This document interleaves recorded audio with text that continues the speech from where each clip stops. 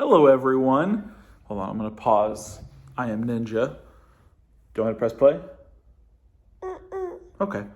Me and Ellie are back this week. You want to show them your dino gummies? Show everybody. They're cool. It's also 60 degrees in my home, and I refuse to turn on the heat. So I'm very cold. If Zach Guile makes a stupid comment, oh, I'm from Wisconsin, 60 degrees isn't cold in your house, I will force drop Justin Jefferson from his team.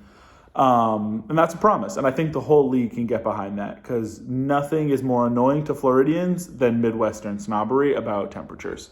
This is cold for us. Deal with it.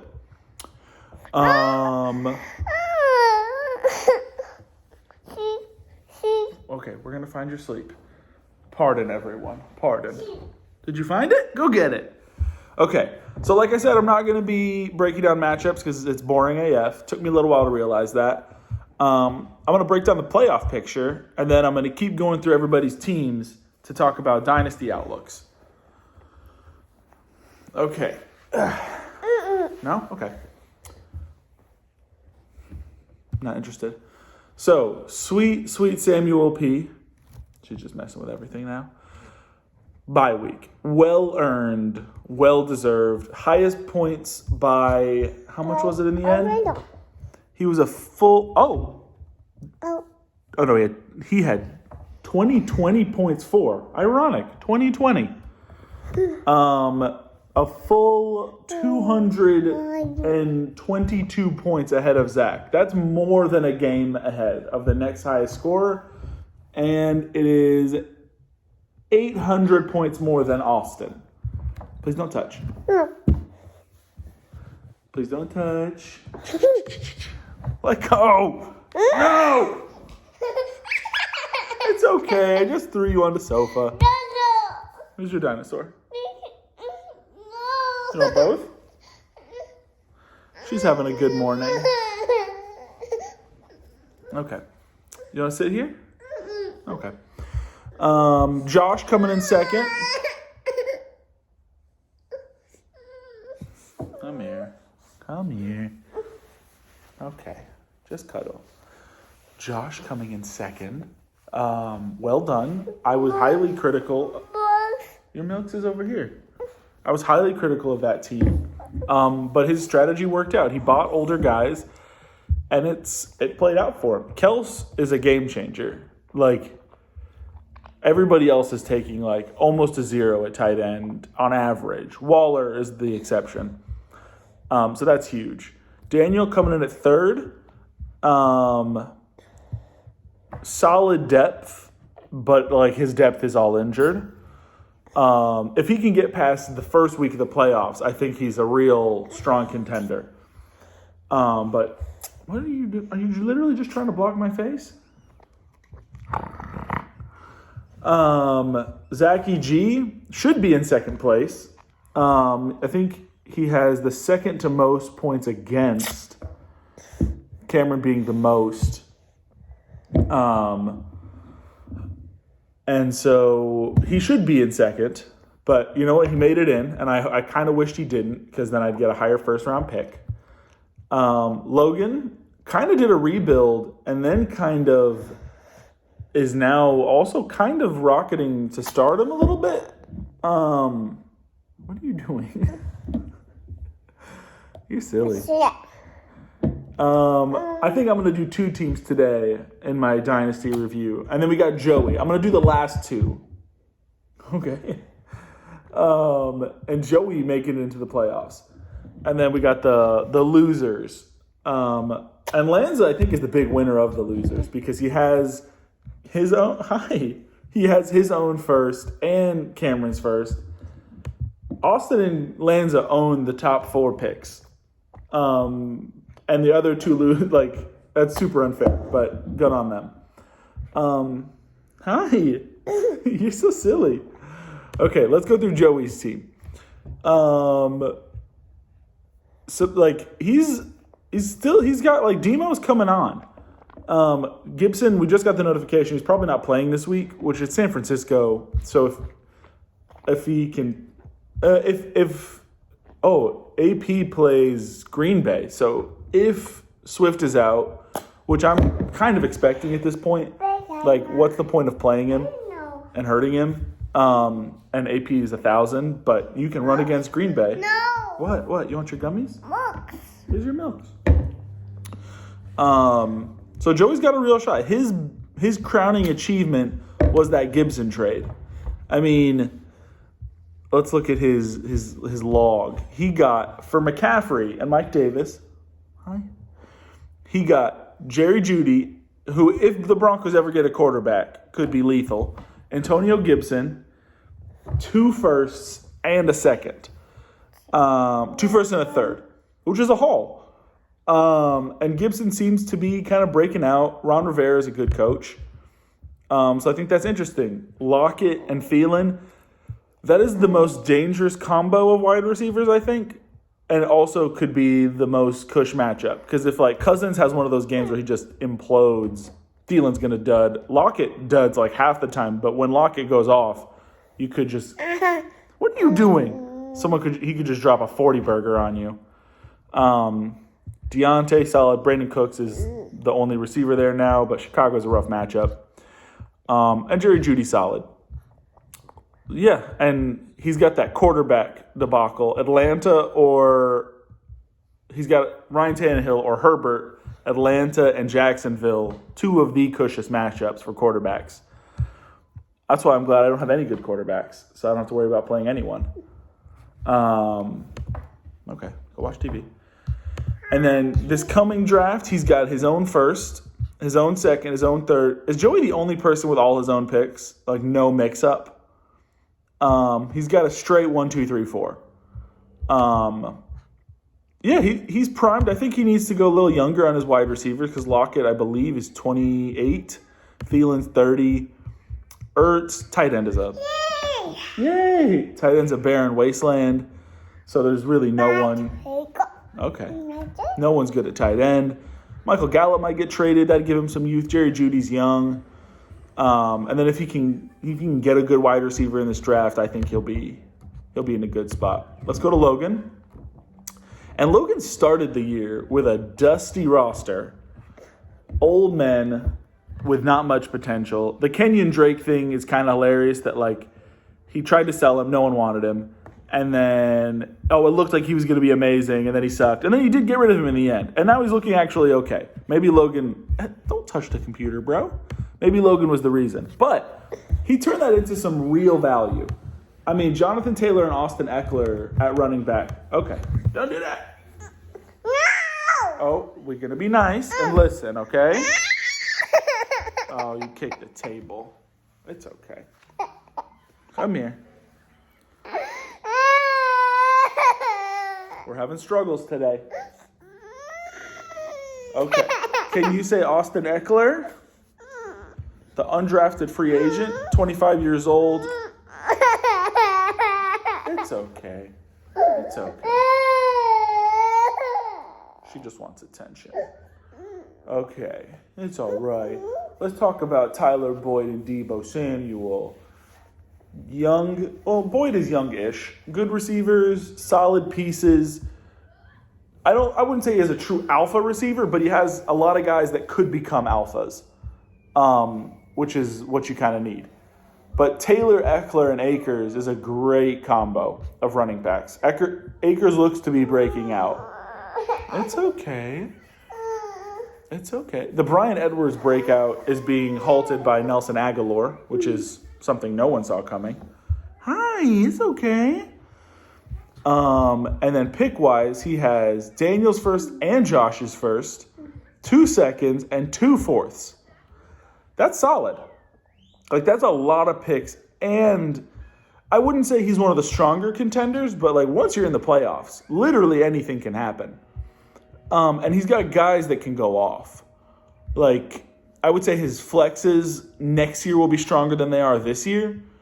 Like, Vishka is limited by the quarterback play. Hey, it's okay. Mims also limited by Adam Gase, the B-hole. But Seattle this week, that's interesting. Logan's team, it has come a long way since the start of the season. Carson was 26. He got out of Carson. He got out of David Johnson. He got out of You got out of Kenyon Drake and then pivoted to young, high upside dynasty guys. Come here. What's the matter, Brody? Okay. Still sad. Some days you want to be sad. And that's okay. We're not going to be sad all day. We'll just have a little sad hours. Yeah, really impressed with Logan's team. Logan and Joey they've got some bright futures. They've got some good running backs. I think they both need alpha wide receivers. But that can happen at any moment. Like Jerry Jeudy could turn into an alpha. Mims could turn into an alpha. Pittman looks to be kind of taking on that role. Rivers obviously is going to limit that upside. And the defense being so good is going to limit all that upside. I love Vishka. But again, quarterback play, he's got Shark in front of him. But I think they could be an awesome 1-2 punt. That team, if that team gets, they're not going to get Trevor unless the Jets accidentally win. But they'll get the number 2 guy. I forget his name.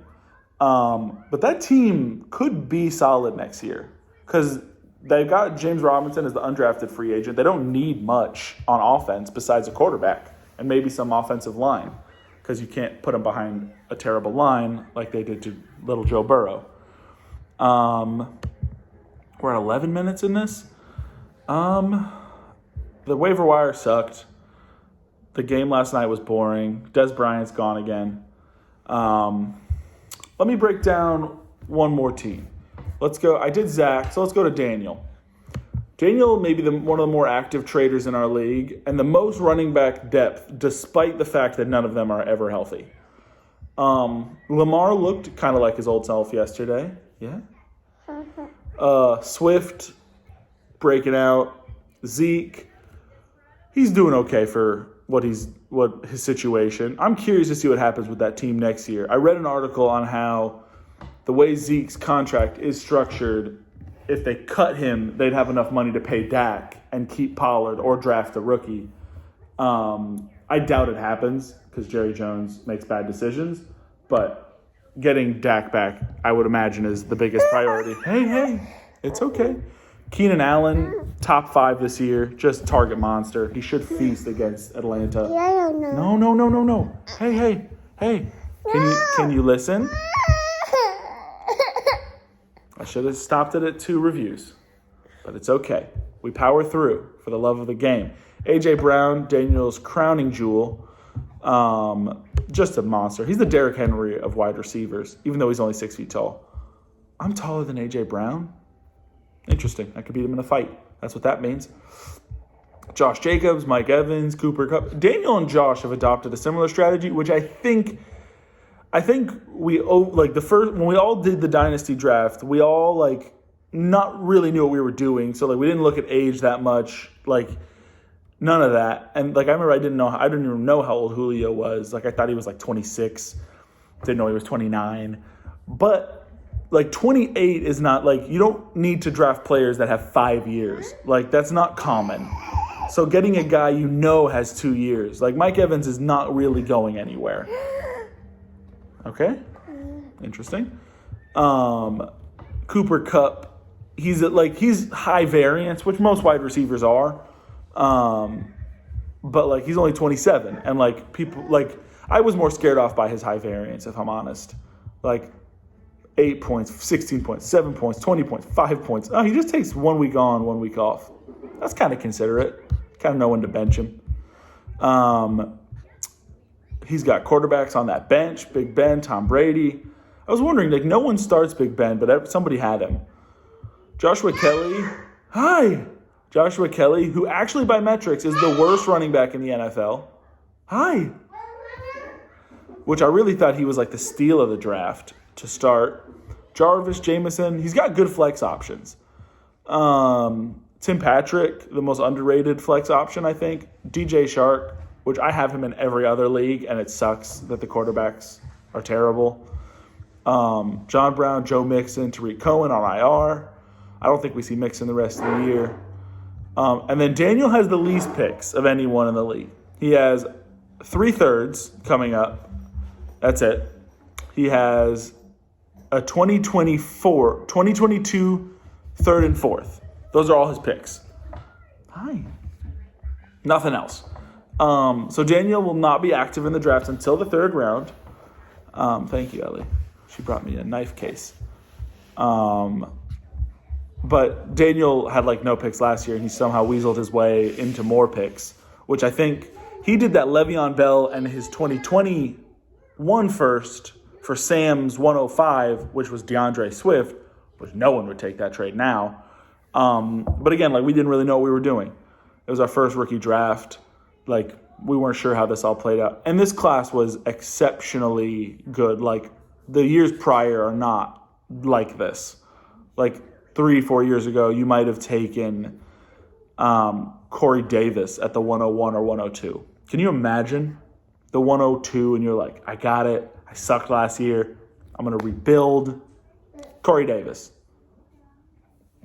It's fickle. A fickle mistress. So Dan's got youth. He's got depth. He's got flex pieces. He's primed for a playoff push if his guys can get on the field. I think that's the Pro Football Doc, who's he was the Chargers team doc. He's always right about injuries. He doesn't think Swift, Jacobs, or Mixon are playing this week. He could be wrong, but if they do play, Daniel's got a great shot to win. If they don't play, I think he's got something to worry about. I would be nervous if I was him. Who does he play? Him and Joey. So I think that I'm not even going to make predictions. Gibson's out, so Joey's got to replace him. Daniel might have to replace a running back. I would guess at least one of them. That'll be an interesting game. They both have like boom bust guys. Like you just never know what can happen. And then Zach Logan. Whoa, Zach is projected 147. Good Lord. That's a wild one. Yeah, projections say Zach should win this handedly, but he's back to Rodgers. All that trade for 0. Good job, Guile. Idiot. What can I say? But thank you for Terry, and thank you for J-Rob, and a first. I appreciate that. I do think Aaron Jones, he went off against Detroit last time, and Allen Robinson against Houston, that's cushy. So best of luck to the playoff teams. Congratulations to Lanza and Austin for each having 2 top 4 picks. That's super fun for you guys. I would like one of them, maybe. We'll see. But yeah, I hope everybody has a good week. A blessed rest of your season. I know everybody's got a redraft league or 2. Good luck in those. Win those for the honor and integrity of our league. It legitimizes us. Have a good week, everybody. Ellie, say bye. Bye. Thank you.